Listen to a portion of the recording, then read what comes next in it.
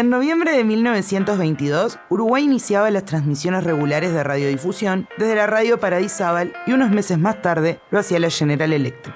En pocos años, el dial AM alcanzó la cifra de 24 estaciones. Las 450 radios actuales, entre ellas Uniradio, expresan su permanencia y su lugar en la cultura.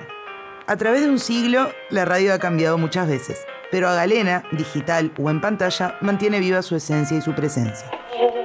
Los intereses que existían entre las dos difusoras eran completamente distintas. General Electric nunca partió de la base de que la estación de radio debiera ser una fuente de recursos. Por el contrario, siempre consideró que el recurso tendría que venir en función de la venta de receptores. Fue una presunción o una aspiración que la experiencia demostró después que era un poco optimista. Y después de un largo periodo en que se transmitió absolutamente sin ninguna propaganda comercial. ¿Qué se transmitía en ese comienzo de radio? Se transmitía casi toda música clásica.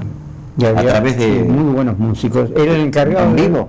Sí. Sí, porque en aquella época el disco era de una gran imperfección. Se transmitía disco con púa de acero, que hacía bastante ruido, tenía mucho ruido de fondo, y además el método de transmisión era ubicar el micrófono delante de la caja de resonancia del gramófono. Claro. Quiere decir que todo eso hacía que se degradara cada vez más la calidad del sonido. Aparte de la música había conferencias, había gente que hablaba. Este primer periodo de experimentación. Desde 1927, el Estado uruguayo tiene su antena puesta en la cultura, hasta que por ley en 1929 se creó el SODER. La radio oficial se distinguió por su organización y programación. Lo curioso fue que se marcaron los campos. La radio oficial tenía una responsabilidad enorme en el sentido de que tenía que cuidar la forma del decir, era todo un estudio, digamos, cómo sonaba mejor la voz, cuál era el mejor tempo que había que darle a la comunicación para que llegara al oyente sin aturdirlo, para que el oyente captara el mensaje. Había que cuidar que en el mensaje no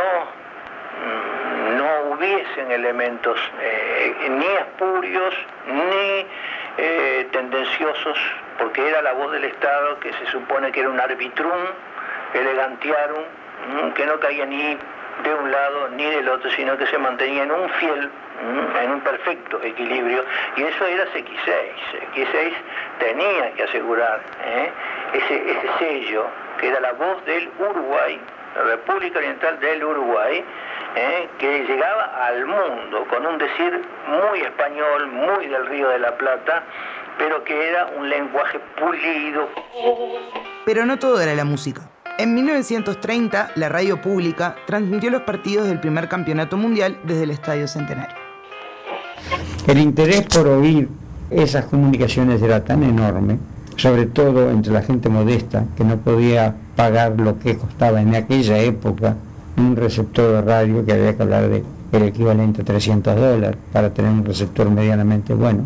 Había descubierto que con un cristal de galena y el teléfono común y corriente se podía hacer un receptor que permitiera la recepción dentro de un radio razonable, naturalmente.